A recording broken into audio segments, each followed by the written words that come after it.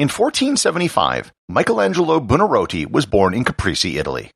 Over the next 88 years, he left a legacy of paintings and sculptures unlike any artist before or since. His art shaped the city he came from, the era he lived in, and eventually the entire world of Western art. Today, the works he created are some of the most treasured and valuable artworks in the entire world. Learn more about Michelangelo and how he became the greatest artist of the Renaissance on this episode of Everything Everywhere Daily.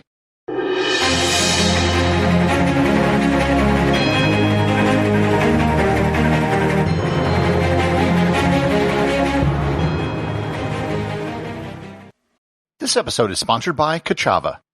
Hey everyone, I wanted to tell you about Caccava, my all-in-one daily super blend.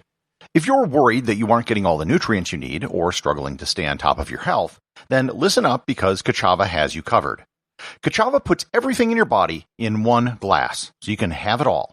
All the superfoods, all the vitamins, all the omegas, all the adaptogens, all the greens, all the protein, all the benefits.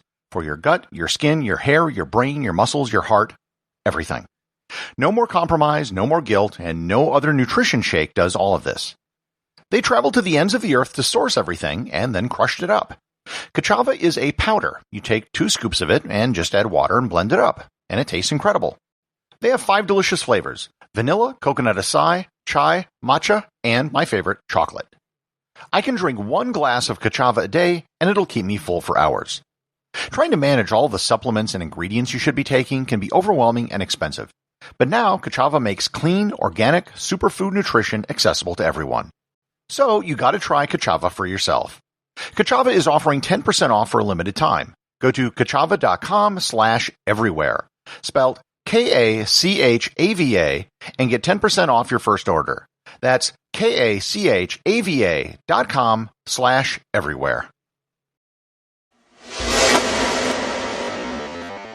The full name of the man who is the subject of this episode is Michelangelo di Ludovico Buonarroti Simoni. However, for the rest of this episode, I'm just going to refer to him by the name which everyone knows him, Michelangelo. Michelangelo was born in 1475 in the town of Caprese in Tuscany. Shortly after his birth, his family moved back to the city which had been their home for several generations, Florence. There are times in history when a person, a time, and a place all come together perfectly, and this is one such case. Michelangelo was unquestionably an artistic genius who just so happened to live in the one city in the world which spawned an artistic and intellectual movement at the exact same time that movement, the Renaissance, came into full bloom. While Michelangelo was far from the only great artist from Florence during this period, it was as if the lenses of geography, art, and history all focused their beams so they could hit this one person. Michelangelo's family was not rich, but they were also not poor. His father did have some financial problems, which is why he was in the town of Caprese when he was born and not in Florence. His mother died when he was only 6 years old. He was sent to live with a nanny in the town of Settiano, just outside of Florence. The nanny's husband just so happened to own a marble quarry. It was here that he developed a love of marble and where he learned how to shape the stone with a hammer and chisel. He was later sent to Florence for his education, in which he seemed to show absolutely no interest. He eventually secured an apprenticeship with a local artist by the name of Domenico Ghirlandaio. Ghirlandaio was a master fresco painter, a skill that Michelangelo would certainly use later in his life. Here I should explain more about just how important Florence was to the world of art at this time. Florence in the late 15th and early 16th century was like Vienna in the late 18th century for classical music, or what Silicon Valley is to technology today. Florence was the place to be for art. And if you don't know art very well, let me put it in a way that you might understand.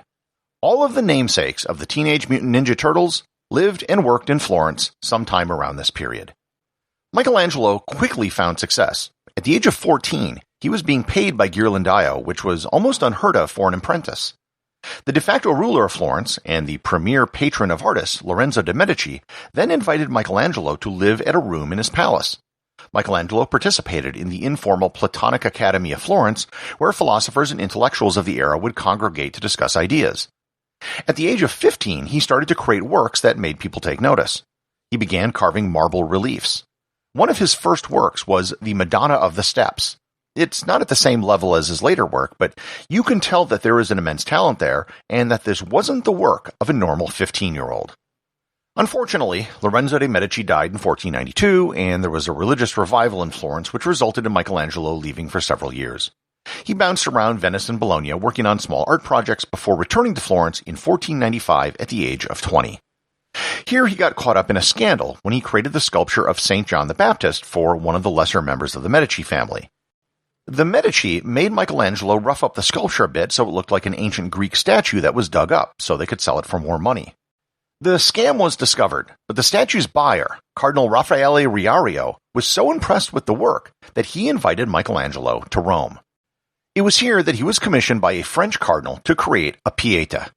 A Pietà generically is an image showing Mary cradling the body of Jesus after he was taken down from the cross. Michelangelo finished the sculpture in 1499 when he was only 24 years old. It was immediately seen as one of the greatest sculptures of all time. In my opinion, this is Michelangelo's greatest work. It's on display at the Vatican inside of St. Peter's Basilica, and seeing this sculpture is worth visiting St. Peter's all by itself. Creating this at the age of 24 was like Orson Welles making Citizen Kane when he was 25, or Mary Shelley writing Frankenstein at the age of 18, or Prince's first album where he wrote, produced, arranged, and played every instrument on every song at the age of 19. One thing I should note about the Pietà is that in 1972, a deranged Australian geologist by the name of Laszlo Toth attacked the statue with a geologist hammer, shouting, "I am Jesus Christ, I have risen from the dead." He hit the statue 15 times, knocking Mary's arm and nose off. They did a masterful restoration of the sculpture, and you can now barely tell that there was any damage ever done to it. If you go to see the Pietà in person, and you should, this is why you will find it behind bulletproof glass.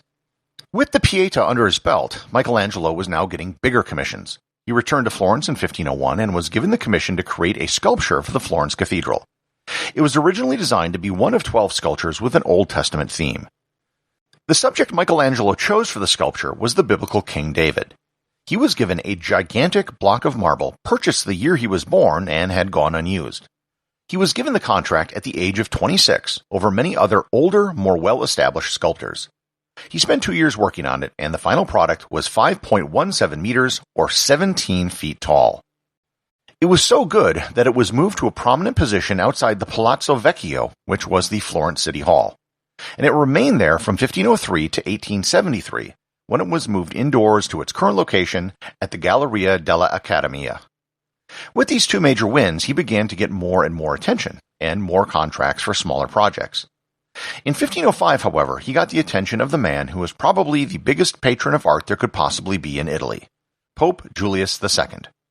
Julius wanted Michelangelo to build a massive tomb for him that would have 40 statues, and he wanted it done in 5 years. The problem was that Julius wanted Michelangelo to do a whole bunch of other stuff which took his focus away from the tomb. The two fought constantly, and Michelangelo even left Rome for a spell and returned to Florence. In 1508, Julian asked Michelangelo to paint a fresco on the roof of the Sistine Chapel.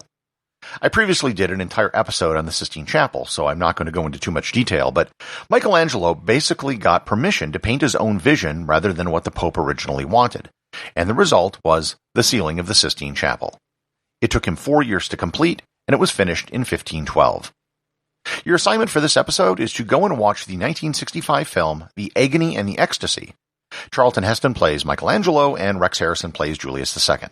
I checked, and it is available to rent on Amazon Prime, and I highly recommend it. Soon after the completion of the Sistine Chapel ceiling, Julius II died in 1513 without his tomb being completed. In 1513, Michelangelo was now 38 years old, and already had a first-ballot Hall of Fame career. He could have never made another thing in his life and still have gone down as one of the greatest artists of all time. Julius's replacement was Leo X, who just so happened to have been the son of his former patron, Lorenzo de' Medici. He was commissioned to continue working on the tomb of Julius, which he did for several years until politics got in the way. He was then commissioned by the Medici family to create a facade for the Basilica di San Lorenzo in Florence. It was never built due to a lack of funds, but the wooden models of it that Michelangelo created still exist. And there's still debate about finishing Michelangelo's design for the facade today, over 500 years after he designed it. He also designed what's known as the Medici Chapel inside San Lorenzo's. After a revolution and a series of political upheavals in Florence, he moved back to Rome in 1534. In Rome, he was commissioned by the now Pope Clement VII to create another fresco for the Sistine Chapel. This time it was to be a depiction of the Last Judgment, which would appear on the altar wall. The image depicts the souls of the dead either ascending into heaven or descending into hell. It took him 7 years to complete the fresco, which was highly controversial because of the nudity, especially the fact that Mary and Jesus were depicted without clothing. The genitals on the painting were eventually painted over shortly before Michelangelo's death by one of his assistants, Daniele da Volterra. After the completion of the Last Judgment, he also received 2 more commissions for frescoes in the Vatican, which are not as well known: the Crucifixion of St. Peter and the Conversion of Saul. They're both located inside the Vatican Palace, so they're seldom seen by the public. After this, he began receiving architectural commissions. In particular, in 1546, he was appointed as the head architect for St. Peter's Basilica in Rome. Construction on the church had been underway for 50 years, and the original design was not Michelangelo's. He was actually the third person appointed to the position. By the time Michelangelo was appointed, the main thing which had been built were the 4 giant piers that were designed to support the dome. So there was still a lot of room to determine the final outcome of what the church would look like. Michelangelo stuck with the original design created by Donato Bramante, but made the entire building more cohesive. Michelangelo's biggest contribution is in many ways the biggest and most important part of St. Peter's: the dome. The dome's design was Michelangelo's, and he lived long enough to see the beginning of the dome's construction. The Dome of St. Peter's is still today, almost 500 years later, the largest dome in the world as measured by its inner height. The Dome of St. Peter's has been considered the greatest work of the entire Renaissance. In addition to the sculptures, the paintings, and the architecture, he was also a poet. He wrote over 300 poems that have survived, although the quality of his poetry pales in comparison to his other works. He even continued working on the tomb of Julius II for most of his life, although he was never truly satisfied with the outcome. It was much smaller than originally planned, and it wasn't placed in St. Peter's, but rather in the Church of San Pietro in Vincoli in Rome. Michelangelo passed away in 1564 at the age of 88. He left behind an incredible legacy of art, both in terms of quantity and quality of his work, and I've only touched upon a few of his greatest works in this episode.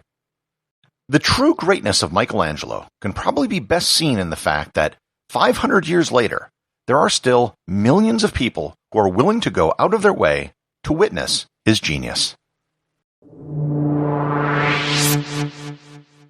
Everything Everywhere Daily is an Airwave Media podcast. The executive producer is Darcy Adams.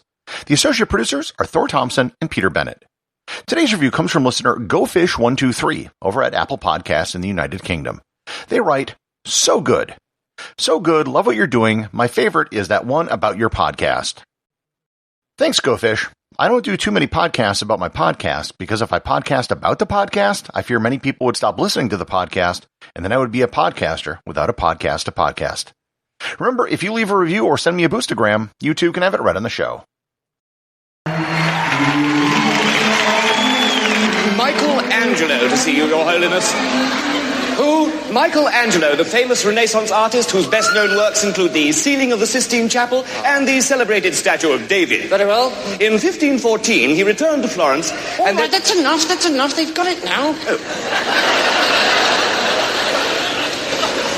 Good evening, Your Holiness. Evening, Michelangelo. I want to have a word with you about this painting of yours, The Last Supper.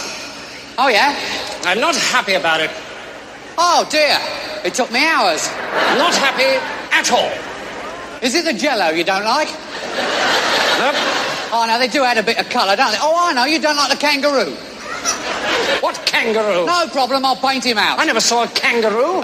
He's right at the back. I'll paint him out, no sweat. I'll make him into a disciple. Ah.